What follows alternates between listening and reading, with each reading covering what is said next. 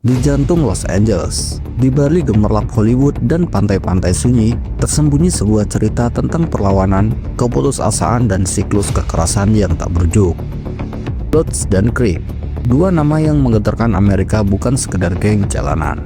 Mereka adalah cermin retak dari kegagalan sistematik, rasisme struktural, dan ketimpangan ekonomi, pengabaian negara terhadap komunitas marginal. Dari era 1960-an hingga kini, perseteruan mereka berkembang dari bentrokan antar remaja menjadi perang global yang meracuni sekolah, penjara, dan bahkan budaya pop. Kisah ini bukan hanya tentang bandana merah dan biru, tetapi tentang bagaimana masyarakat yang terluka menciptakan monster dari kepedihan yang tak terdengar. Untuk memahami mengapa perseteruan Blood dan Crips menjadi abadi, kita harus menyelami akar kemarahannya. Bagian ini mengajak kita kembali ke South Central Los Angeles pada 1960-an. Sebuah kota di mana harapan direnggut oleh redlining, diskriminasi pekerjaan, dan polisi yang lebih sering menjadi algojo daripada pelindung. Di sini, di tengah jalanan yang diabaikan, benih-benih kekerasan mulai bertunas.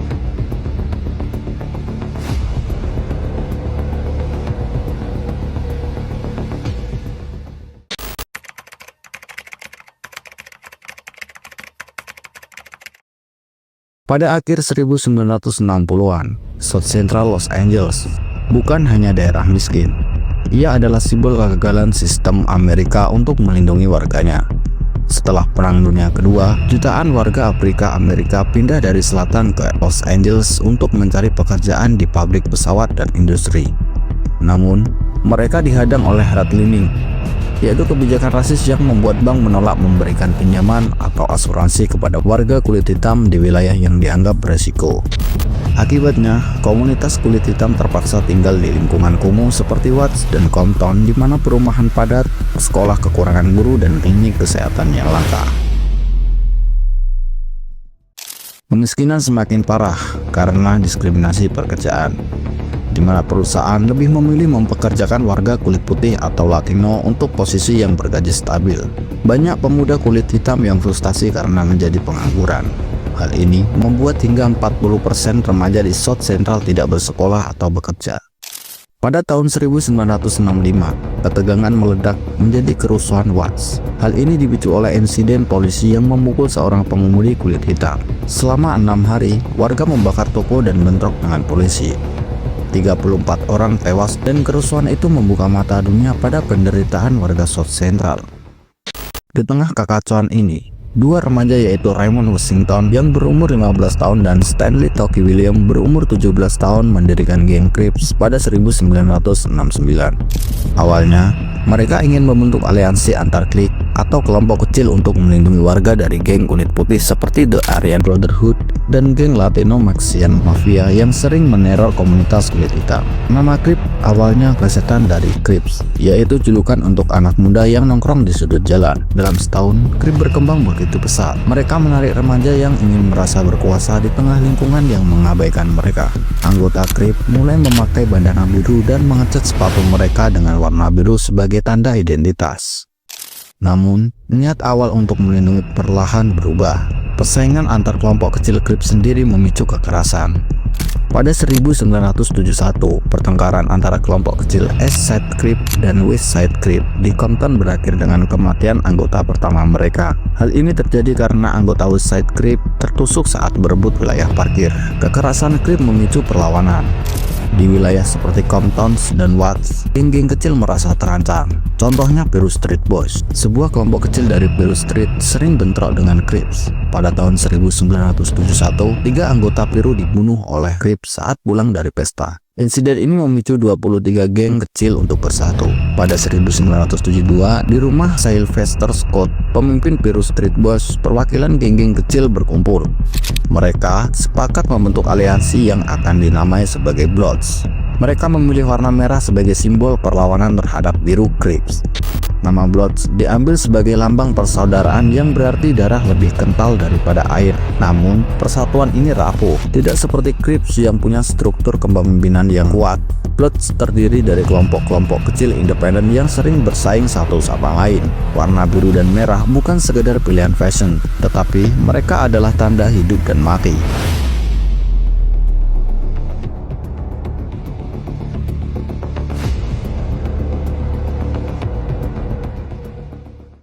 Anggota Krip menghindari kata yang mengandung huruf B karena identik dengan Bloods. Misalnya, mereka mengganti brother dengan kata cus. Bloods pun membalas dengan menghapus huruf C dari kosakata mereka. Di sekolah, warna seragam atau aksesoris juga bisa menjadi masalah besar. Siswa di sekolah menengah Washington dilarang memakai sepatu British Knight atau yang disingkat BK karena Krip mengartikan sebagai blood killer.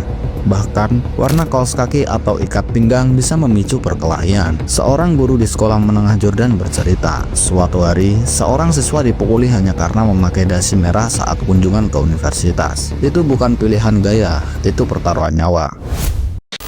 Awalnya, Crips dan Blood dianggap sebagai penjaga lingkungan. Mereka memungut uang perlindungan dari toko-toko kecil untuk mengusir penjahat atau preman. Namun, pada awal 1970-an, bisnis narkoba terutama ganja dan heroin mengubah segalanya. Uang perlindungan berubah menjadi pajak paksa, di mana toko yang menolak membayar akan dibakar atau dirampok.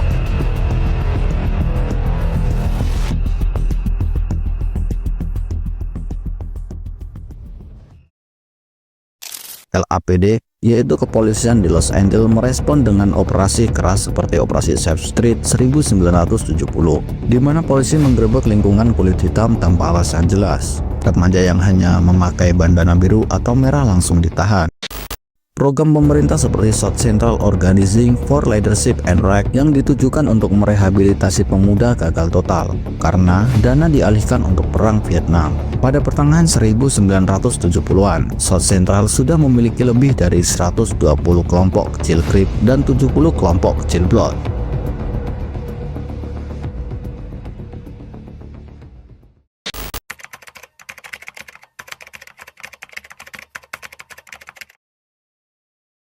Perseteruan Bloods dan Crip mencapai titik didihnya setelah pembunuhan Robert Ballou Jr., remaja Bloods yang berusia 17 tahun. Insiden ini terjadi di pusat perbelanjaan Baldwin Hill dan menjadi katalis balas dendam berantai. Dalam sebulan, 12 pembunuhan balasan terjadi. Kebanyakan korbannya adalah remaja yang mengenakan warna biru atau merah padahal tidak pernah terlibat dalam geng. Kekerasan semakin sistematis dengan munculnya drive-by shooting, yaitu penembak dari mobil, sebagai metode serangan utama.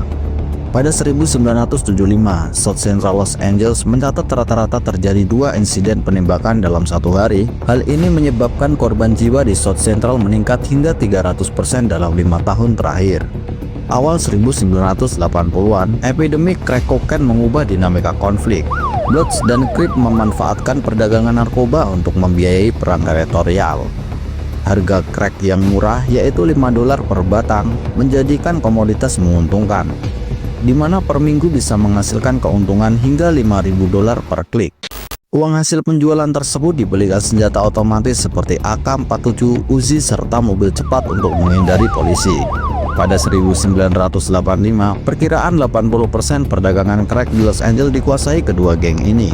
Keuntungan mereka mencapai $350 juta per tahun, yang hal ini setara dengan anggaran pendidikan kota Los Angeles saat itu.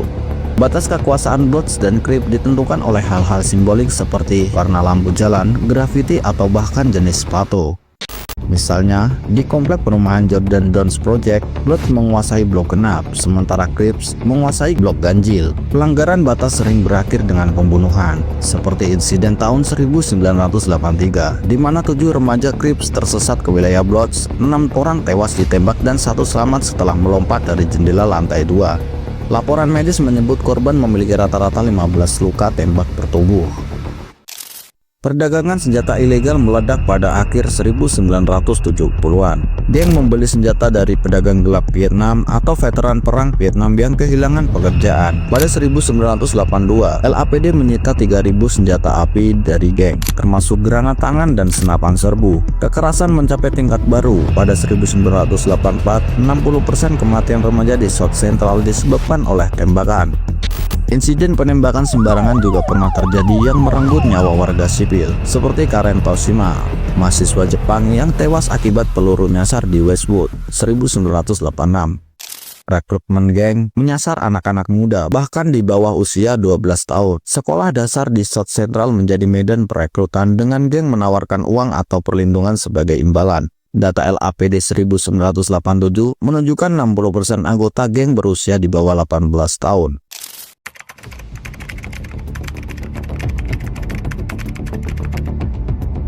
Pada 1980-an, sekolah-sekolah di South Central Los Angeles berubah dari tempat belajar menjadi zona konflik. Bloods dan Crips menyusup ke lingkungan pendidikan untuk merekrut anggota baru. Di sekolah menengah Locke, geng menggunakan klub olahraga sebagai kedok untuk menarik remaja. Dengan menjanjikan sepatu bermerek, uang saku atau perlindungan dari perundung membuat banyak siswa terjebak. Guru juga sering menemukan ancaman di loker atau catatan berisi ultimatum bersih bergabung atau kami bakar rumahmu. Pada 1985, survei distrik sekolah Los Angeles menunjukkan 1 dari 3 siswa di wilayah geng membawa senjata ke kelas. Hal ini membuat orang tua terpaksa mengajari anak-anak mereka cara merunduk saat tembakan terdengar, alih-alih fokus pada pelajaran. Perdagangan narkoba dan kekerasan geng menghancurkan bisnis kecil, seperti di jalur Slauson Avenue, yang pernah ramai dengan toko kelontong dan bengkel. Kini 70% usahanya ditutup pada 1990-an, seperti pemilik toko Korea di Amerika, yaitu Harry Kim, yang mengungkapkan keputusasaannya. Tokonya pernah dirampok Bloods 2 kali dan dibakar Crips sekali. Asuransi menolak klaim tersebut yang memaksa mereka untuk gulung tikar. Bank dan supermarket besar menjauhi wilayah ini, menciptakan gurun makanan daerah tanpa akses ke sayuran segar atau bahan pokok. Minimarket lokal hanya menjual makanan kaleng, alkohol, dan rokok, memperparah masalah kesehatan seperti diabetes dan obesitas. Kekerasan geng merenggut ribuan nyawa anak muda. Antara 1985 sampai 1995, lebih dari 2.300 remaja di Los Angeles tewas dalam insiden terkait geng. Brenda Stevenson, ibu dari Devonte yang berumur 15 tahun, menggambarkan betapa cepatnya anaknya terjerumus. Dari siswa berprestasi yang bercita-cita jadi dokter, Devonte tewas ditembak di halte bus hanya karena memakai jaket merah. Kelompok seperti Mother of the Movement dibentuk para ibu yang kehilangan anaknya untuk menggelar aksi dengan membawa foto korban ke balai kota. Namun, suara mereka sering diabaikan. Di tengah keputusasaan ini, muncul gerakan lokal yang berusaha merebut kembali komunitas. Teron Williams misalnya, dia adalah mantan anggota Bloods, mengubah lahan kosong yang berada di Watts menjadi kebun komunitas. Dengan menanam sayuran seperti kangkung dan tomat, ia mengajak remaja belajar bertani dan menjauhkan diri dari geng. Program Peace 4 Youth di Compton juga menggunakan garasi yang tak terpakai sebagai bengkel motor. Hal ini dilakukan untuk melatih keterampilan teknis dan terhindar dari kekerasan. Di sekolah-sekolah Los Angeles, aktivis membuka ruang aman dengan wifi gratis dan tutor sukarelawan. Ini merupakan upaya kecil yang menyelamatkan puluhan remaja dari jerat geng. Sementara sekolah di South Central kekurangan buku dan guru karena negara mengalokasikan dana besar untuk penjara. Pada 1994, California mengesahkan Undang-Undang 3 Strikes yang memberikan hukuman seumur hidup untuk pelanggaran ketiga, bahkan untuk kejahatan ringan seperti mencuri pizza. Data 1995 menunjukkan biaya memenjarakan satu tahanan sebesar $35.000 per tahun, yang hampir 10 kali lipat dari anggaran per siswa, yaitu $4.200 per tahun. Mereka membangun penjara untuk anak-anak yang seharusnya mereka didik. Acara TV seperti Cops dan pemberitaan sensasional menggambarkan anggota geng sebagai monster tak berperasaan.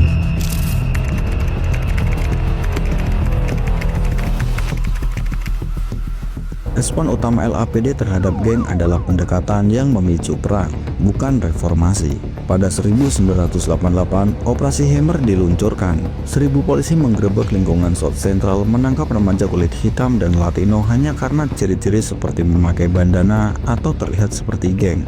Dalam satu malam, 1.453 orang ditahan dan 90% dibebaskan tanpa dakwaan. Mantan Letnan LAPD, Mac Reynolds, mengaku diperintahkan menangkap siapapun yang berbau geng. Tapi definisi bau geng itu subjektif. Bisa jadi hanya karena warna kulit atau lokasi berkumpulnya para pemuda. Operasi ini malah meninggalkan trauma yang kolektif, seperti Javier Morales yang ditahan pada usia 16 tahun. Dia dipaksa telanjang dan dimaki binatang lalu dilepaskan setelah 24 jam. Setelah kejadian itu, ia sangat membenci polisi dan bergabung dengan Bloods untuk balas dendam. Kebijakan seperti War on Drugs, yaitu perang melawan narkoba yang disahkan oleh Presiden Reagan, juga menjadi senjata untuk memenjarakan ribuan warga kulit hitam. Hukuman untuk kepemilikan crack yang banyak digunakan di komunitas kulit hitam 100 kali lebih berat daripada kokain bubuk yang populer di kalangan kulit putih. Hal ini pernah terjadi pada seorang bernama Frank Harris, yaitu anggota Bloods. Ia dihukum 10 tahun penjara karena memiliki 5 gram crack. Sementara David Miller, eksekutif kulit putih, hanya dihukum 6 bulan karena memiliki 5 gram kokain bubuk. Undang-undang ini melahirkan generasi yang hilang. 1 dari 3 pria kulit hitam di Los Angeles pernah dipenjara pada 1995. Yang hal ini membuat sekolah lanjutan bagi Click Blood dan Crip untuk membuat mereka semakin kuat. Insiden Rodney King 1991 menjadi simbol kekerasan polisi yang tak terkendali. King, supir taksi kulit hitam, dipukuli hingga 56 kali oleh 4 polisi LAPD setelah pengejaran mobil. Rekaman videonya menyulut kemarahan nasional. Saat polisi dibebaskan pada 1992, kerusuhan LA meletus. 63 orang tewas, 2.000 luka-luka. Tapi, di tengah api, muncul suara perdamaian seperti Truth Watch, yaitu gencatan senjata sementara antara Bloods dan Crip untuk bersama-sama protes terhadap LAPD. Namun kekerasan polisi terus berlanjut. Pada 1999, Margaret Mitchell, nenek berusia 55 tahun yang tunawisma, ditembak mati oleh polisi karena mengancam dengan obeng. Tapi pengakuan dari polisi yang menembak itu sebuah kecelakaan. Banyak orang yang tidak percaya. LAPD mencoba memperbaiki citra mereka dengan program komunitas policing atau polisi masyarakat pada 1990-an. Polisi ditugaskan berjalan kaki berbincang dengan warga. Tapi program ini gagal total karena kurangnya pelatihan dan anggaran. Di sisi lain, inisiatif lokal seperti Summer Nightlife 2008 berhasil mengurangi kekerasan dengan menyediakan lapangan olahraga terbuka di malam hari. Tapi dana program ini selalu terancam dipotong. Perang melawan narkoba menguntungkan kompleks industri penjara. Perusahaan seperti Correction Corporation of America atau CCA membangun penjara swasta dengan jaminan tingkat hunian 90%. Artinya, negara harus memenjarakan lebih banyak orang untuk memenuhi kuota. Sedangkan di California, anggaran penjara naik hingga 300% antara 1980 sampai 2000-an. Sementara anggaran pendidikan turun hingga 15%. Hukuman panjang memisahkan anak dari orang tua. Salah satunya Maria Lopez, ibu tunggal yang suaminya dipenjara 20 tahun karena menjual crack senilai $50. Jika anak-anak mereka tahu, ini akan membuat 5 kali lebih rentan anak-anak mereka bergabung dengan geng. Kegagalan sistem hukum ini memicu lahirnya gerakan seperti Black Lives Matter 2013 dan Reform LAPD Now.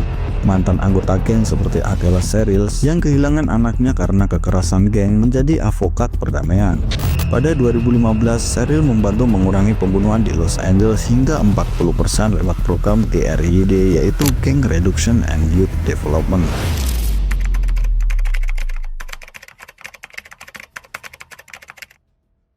Awalnya mereka hanya terkonsentrasi di Los Angeles, tapi seiring berjalannya waktu, Bloods dan Crip menyebar ke seluruh AS melalui 2 jalur, yaitu migrasi narapidana dan bisnis narkoba. Sistem penjara menjadi sarana ekspansi efektif. Anggota geng yang dipindahkan ke penjara di negara bagian lain seperti Texas atau New York menjadi kesempatan untuk mengajari narapidana lokal hierarki dan taktik perdagangan narkoba. Pada 2005, Click Blood tercatat di 35 negara bagian, sementara Crip mendominasi kota-kota pesisir seperti Seattle dan Miami. Di luar AS, simbol-simbol geng ini muncul di Eropa, yaitu di Prancis dan di Inggris, sedangkan di Amerika Selatan, Brazil dan Kolombia, dan di Asia, Jepang dan Filipina. Hal ini terjadi untuk menunjukkan pemberontakan terhadap ketidakadilan lokal atau sekedar tren belaka. Platform seperti Instagram, TikTok, dan YouTube mengubah konflik Bloods dan Crip menjadi tontonan global. Anggota geng memamerkan senjata, uang, dan prestasi membunuh lewat unggahan yang dibumbui dengan tagar seperti Blood Life atau Crip or Die. Tantangan viral seperti Red vs Blue Challenge 2019 mendorong remaja di kota tanpa sejarah geng seperti Boise dan Idaho untuk saling menghina berdasarkan warna. Pada tahun 2017, pertikaian online antara Click Blood di Chicago dan Crips di Estee Lauder berujung pada penembakan nyata yang menewaskan 5 orang. Algoritma media sosial tanpa disadari mempercepat eskalasi kekerasan dengan mempromosikan konten provokatif sebagai trending. Sistem penjara AS menjadi inkubator bagi pertumbuhan geng. Di dalam fasilitas seperti San Quentin atau Rikers Island, Blood dan Crip membentuk aliansi strategis dengan geng kulit putih seperti Aryan Brotherhood atau Latino MS-13 untuk mengontrol perdagangan narkoba, telepon gelap, dan bahkan prostitusi. Laporan Departemen Kehakiman AS 2020 menyebut 60% kekerasan di penjara California dipicu persaingan antar geng. Saat dibebaskan, mantan narapidana membawa jaringan ini ke komunitas mereka, menciptakan siklus yang tak terputus. Di luar AS, identitas Bloods dan Crips sering kehilangan makna aslinya. Di Belanda, remaja kulit putih dari Amsterdam mengenakan bandana merah sebagai aksesori fashion tanpa tahu sejarah perang warna di LA. Sementara di Tokyo, klub malam bertema Bloods dan Crip Night mengomersialkan kekerasan sebagai hiburan eksotis. Namun, di beberapa wilayah seperti Cape Town dan Afrika Selatan, geng lokal mengadaptasi simbol Bloods untuk melawan ketidakadilan ekonomi. Sebuah ironi mengingat akar masalah mereka mirip dengan South Central LA. Perdagangan narkoba tetap menjadi tulang punggung ekonomi Bloods atau Crip dengan perkiraan pendapatan 1,1 miliar dolar per tahun secara global menurut laporan DIA 2021. Namun, beberapa mantan anggota beralih ke bisnis legal. Di Los Angeles, merek pakaian seperti Red Zone yang didirikan oleh mantan anggota Bloods menyumbang 20% keuntungan untuk program pencegahan kekerasan. Sedangkan di Atlanta, pusat pelatihan teknologi yaitu Code Blue dikelola mantan anggota Crip, melatih remaja dalam coding dan desain web. Meski demikian, stigma tato geng dan catatan kriminal sering menghalangi reintegrasi mereka. Perempuan seperti Maria Larenia Torres, mantan anggota Bloods, memimpin program rehabilitasi remaja di Bronx. Namun, mereka juga rentan menjadi korban eksploitasi. 70% perempuan anggota geng melaporkan pelecehan seksual oleh sesama geng. Polisi kesulitan melacak aktivitas geng di platform enkripsi seperti Telegram atau Signal. Sementara itu, program seperti Cashfire di Oakland berhasil mengurangi kekerasan geng hingga 40% pada tahun 2015 sampai 2020 dengan pendekatan mediasi dan penawaran pekerjaan. Namun, pendanaan program semacam ini sering terancam oleh pemotongan anggaran pemerintah. Setelah 5 dekade, pertanyaan tetap menggantung. Bagaimana dua geng yang lahir dari ketidakadilan lokal bisa menjadi fenomena global? Jawabannya terletak pada pola yang terus berulang, yaitu pengabaian negara, eksploitasi penderitaan, dan kegagalan melihat manusia di balik label kriminal. Bloods dan Crips adalah tragedi Amerika yang tak kunjung usai. Mereka lahir dari rahim ketidakadilan, dibesarkan oleh kebijakan yang meminggirkan, dan abadi karena sistem lebih suka menghukum daripada menyembuhkan. Tapi, dalam kegelapan ini secerca harapan tetap hidup. Kebun komunitas Tyrone Williams di Watts, program coding mantan anggota Crips, dan jeripayah ibu-ibu yang menolak menyerah. Kisah ini mengingatkan kita selama akar kemiskinan dan rasisme belum tercabut, kekerasan hanyalah gejala dari luka yang lebih dalam. Perdamaian sejati tak akan lahir dari operasi polisi atau tembok penjara, tetapi dari keberanian membangun seolah di reruntuhan geng dan mendengar jerit hati yang selama ini dibungkam oleh derap tembakan.